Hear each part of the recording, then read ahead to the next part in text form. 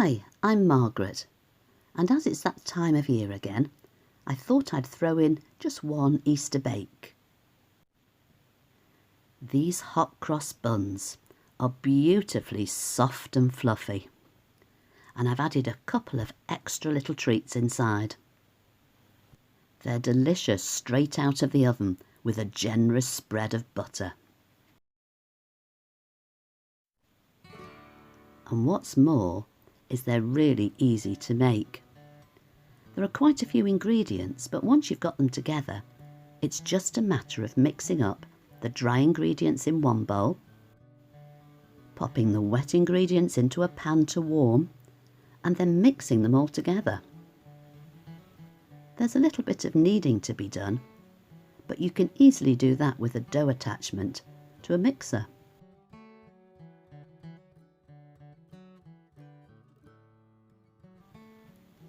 Now the trick to getting a hot cross bun just right is getting the flavours right, I always think.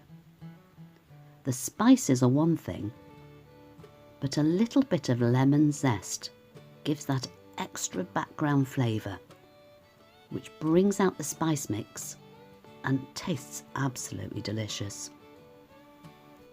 Now let's mix this together before we put the yeast in.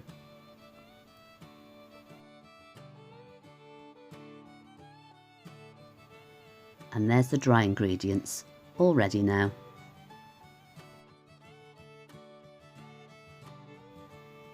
Heating up the wet ingredients helps the yeast to prove more quickly. We don't want to heat it up too much, just enough for the butter to melt, and then it can go straight into the dry ingredients.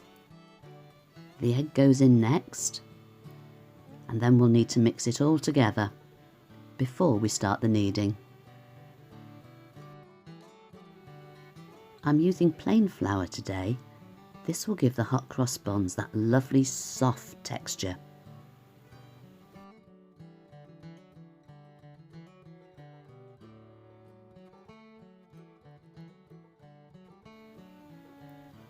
This dough is so lovely and soft that it's very easy to mix with this little hand mixer.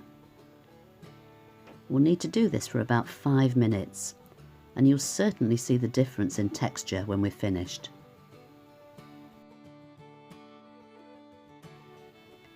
See how smooth that kneading's made it. It's also become beautifully stretchy and sticky.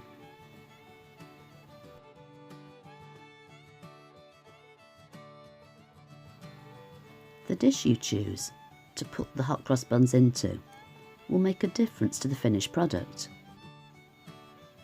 I've chosen this bowl because I like my hot cross buns to be quite close together. I love it when you rip them apart and you get that lovely soft piece around the edge. If you prefer yours to be round, you'll need to choose a tray and spread them out a little bit more. Now have a look how that dough has risen. I think there might be some air in there, don't you? I know, I could use a bigger bowl, but where's the fun in that?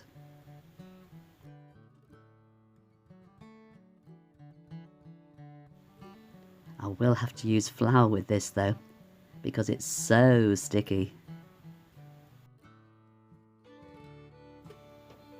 Let's get it onto the board now. Then we can begin knocking all that air out.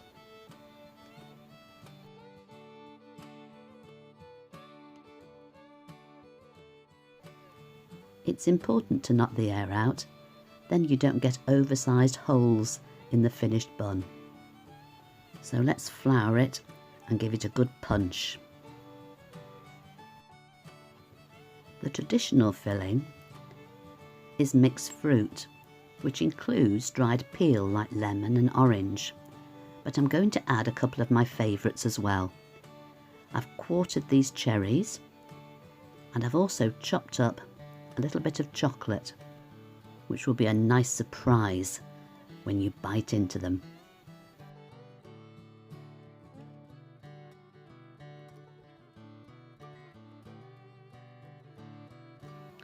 So to mix these in is not the easiest job.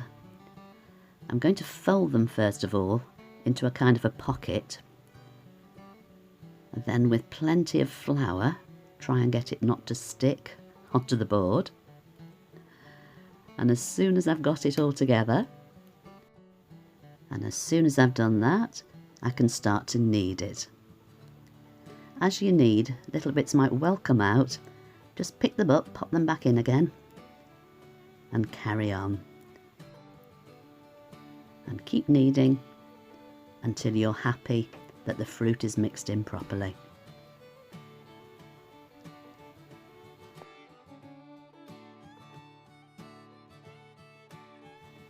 There, I think I'm happy with that. Let's make it into a bit of a round. And I'm going to cut this into 12 equal pieces. It's a good idea to flour that knife too. You can see that it sticks quite easily.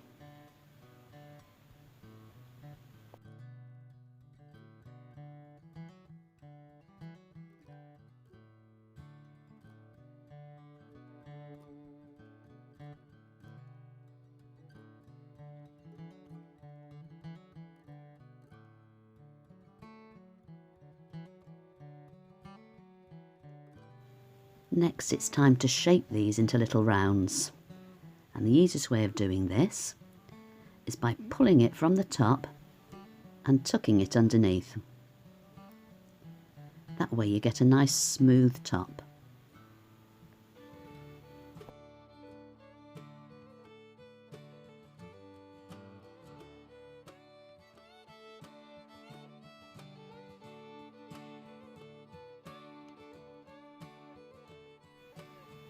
Let's speed this up a little bit.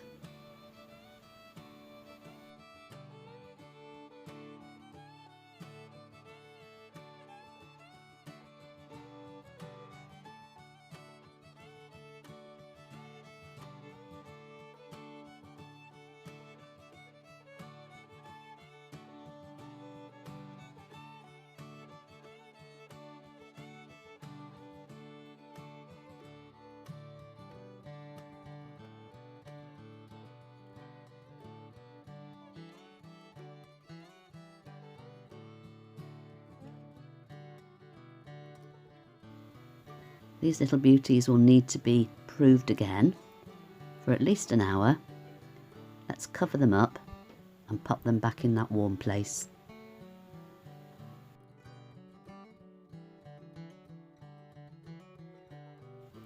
And while they're rising, let's get the flour and water ready.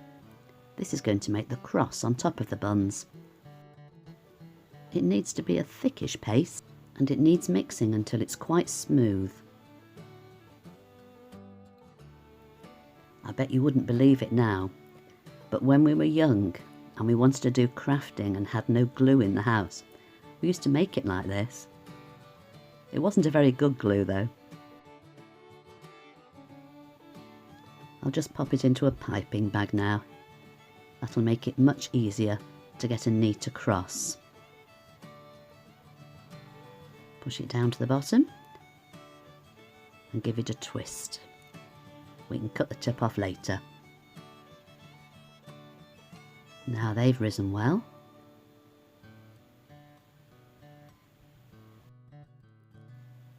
This egg wash will make them nice and golden. So let's just brush it on top of each one.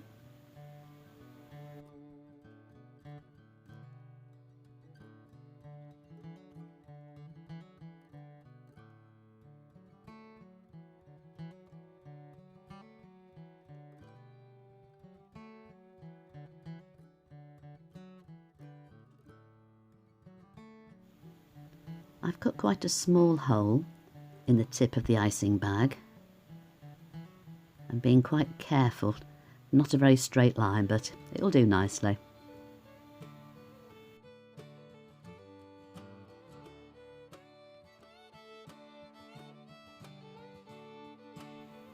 One way and then the other.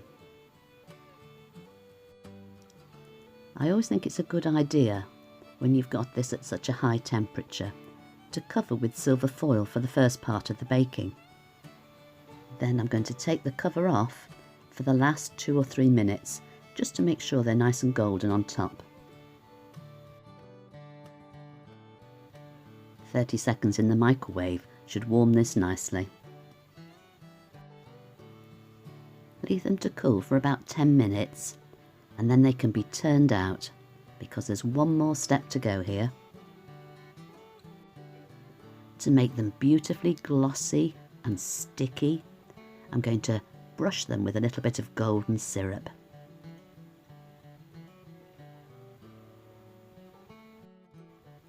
And there they are, all glossy and ready to eat. Those little caramelised edges around the end are really nice too. I always think they're best eaten warm. You can have them cold too, you can even have them toasted. But when you eat them warm, there's always that lovely soft chocolatey bit in the middle. And don't forget the butter. Take care, catch you next week.